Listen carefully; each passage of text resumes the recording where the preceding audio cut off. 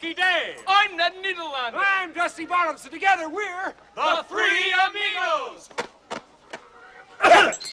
Three Amigos, directed by John Landis and released in 1986, starts out following a trio of silent film actors by the names of Lucky Day, played by Steve Martin, Dusty Bottoms, played by Chevy Chase, and Ned Niederlander, played by Martin Short.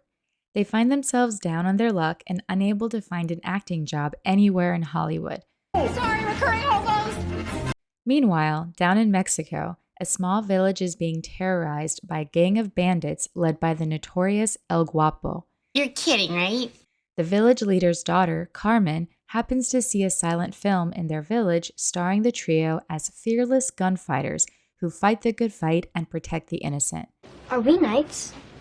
Thinking they are real-life heroes, she sends a telegram asking them for help. When the trio receives the telegram, they mistakenly take the plea for help as an actual acting job and sign up right away.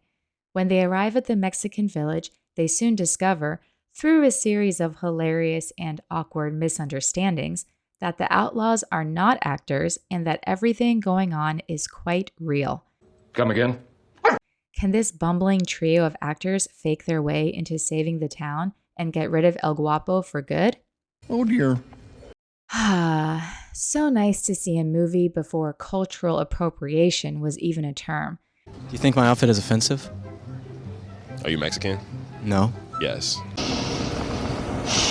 I had seen bits and pieces of this when it would come on TV when I was younger, but never actually watched the entire thing until last year. I was thoroughly entertained from start to finish, and it was cool to see the beginning of an epic performance partnership between Steve Martin and Martin Short, who are still starring in TV and stand-up specials together to this day. Truly incredible. So the story is definitely an interesting and funny one at that, which makes sense seeing as how it was written by Steve Martin and Saturday Night Live director himself, Lorne Michaels.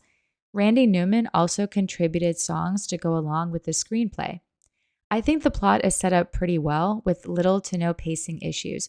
Everything seems to go from one action to the next with little to no fluff, and at the same time letting some scenes breathe a little.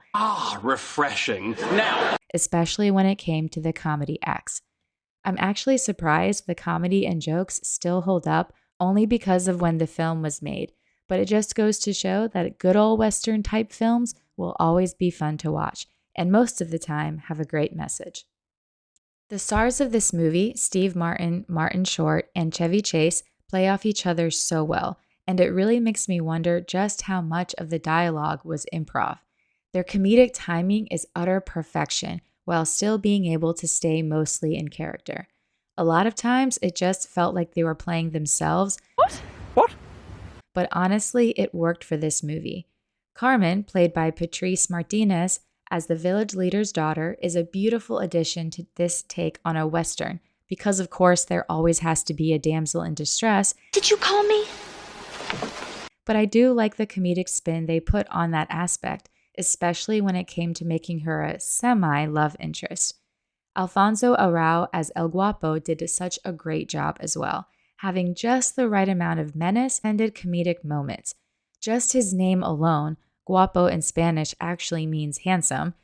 He's beautiful. And trust me, his character is far from it. Also, having his second in command named be Jefe, meaning boss or chief in Spanish, are a few of many subliminal jokes about El Guapo's character. The other gang members have their little moments of funny dialogue where they shine, which is awesome, especially during their interactions with their leader. The cinematography and set design, along with the iconic mariachi gunslinger type costumes, all come together to create a somewhat believable Western backdrop to this off-the-wall comedy. I love how they used a few Western movie tropes, but took them for a little spin on the comedy wheel. In today's day and age, a lot of us in the general population tend to look down on actors and actresses, for good reason, I might add. There's a big focus on her love story with a guy who literally stalks her. Yeah. Weird. Super weird. So we didn't do that this time. Mainly the movie star aspect, or lack thereof. So trying to root for spoiled, rotten actors in a movie can be a pretty big ask, especially for today's audiences. However, this movie makes you root for them at the end of the day. You can do it!